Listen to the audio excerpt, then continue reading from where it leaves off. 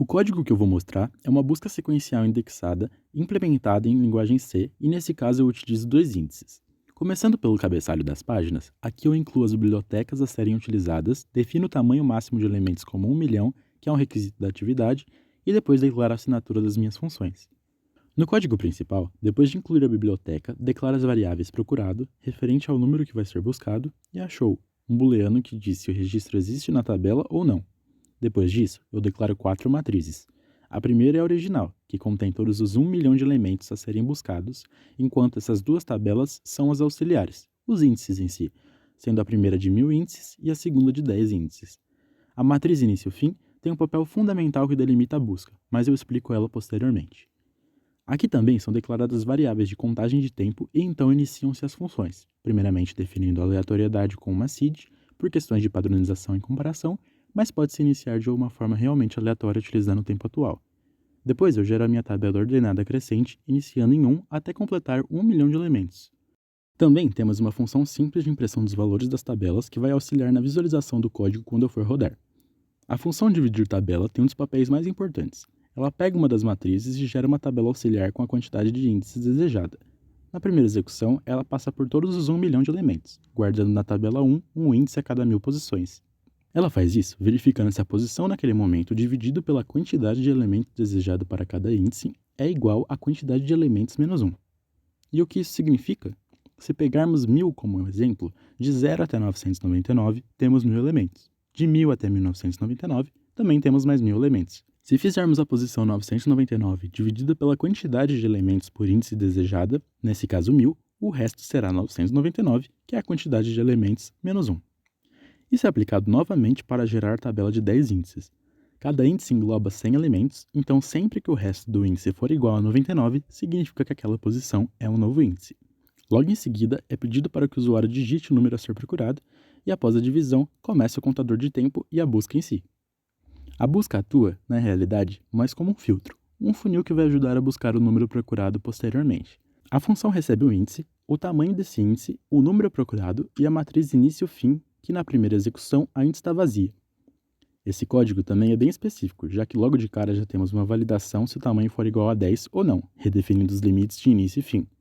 Na primeira passagem, procuramos no índice de 10 elementos o intervalo que pode englobar o número procurado.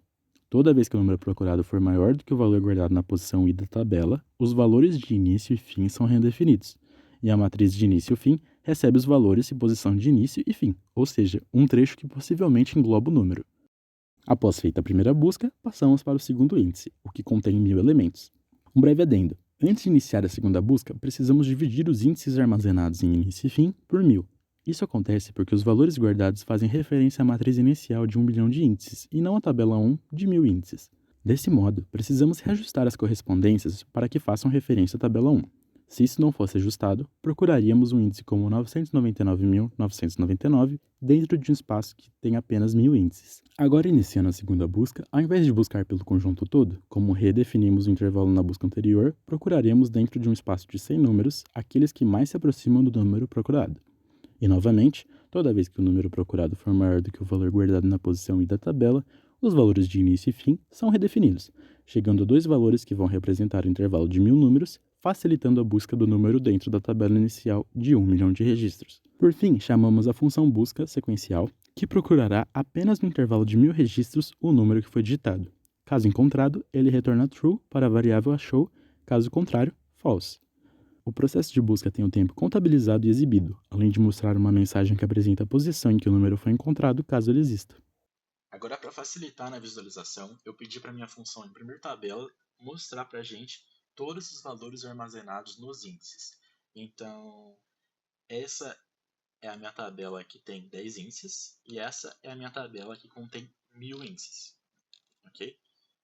Esse intervalo entre esses números corresponde ao espaço dos valores que está guardado. Então, aqui, em relação à tabela original, aqui dentro são 100 mil elementos que estão guardados, mas em relação a essa tabela aqui, tem 100 elementos. Tá? Tem um espaço de 100 elementos em relação a essa, mas em relação à tabela original, são 100 mil elementos que cada espaço está armazenando. Nessa aqui, são 1000 elementos, cada um desses espaços que está guardando em relação à tabela original. Eu vou utilizar da busca aqui agora. Vamos pesquisar 4 milhões. Eu sei que esse valor não existe aqui dentro. Mesmo assim, vamos tentar ver como é que o código vai tratar ele. Ele vai passar pela primeira busca, então ele vai verificar aqui pelo nosso primeiro índice. É a tabela 2, mas é o nosso primeiro índice, é o menor índice.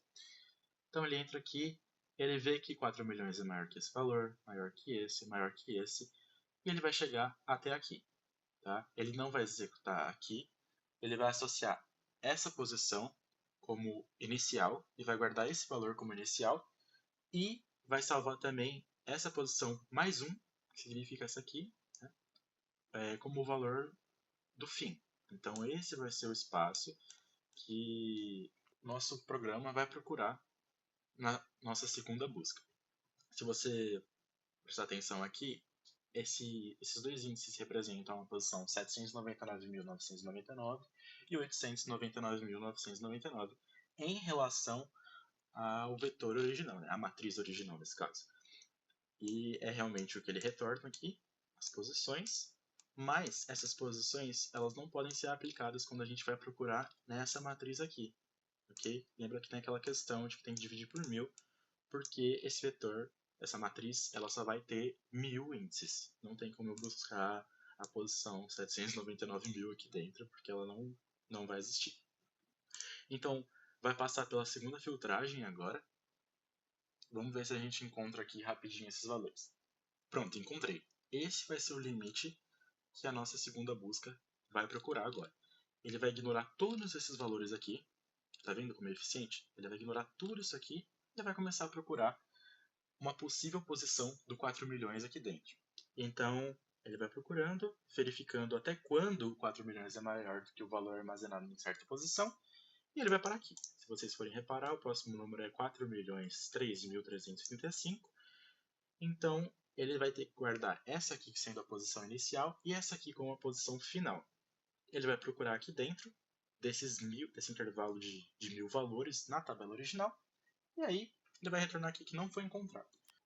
Vamos executar um agora aqui que eu sei que existe aqui dentro, que é 1.111.111. Ele primeiro vai procurar aqui, esse valor vai parar aqui, né, porque esse aqui é maior, 1.349.000 é maior do que 1.111.000. Então ele vai guardar esse como valor inicial e esse como valor final. Como vocês podem ver, é exatamente isso, esses valores nessas posições, e aí ele vai procurar aqui dentro.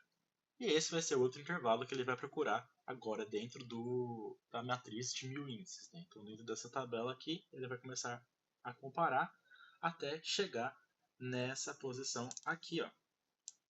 Se vocês forem ver, essa é a posição, a última posição que ele vai ter o valor maior, e essa aqui já é maior do que a gente está procurando.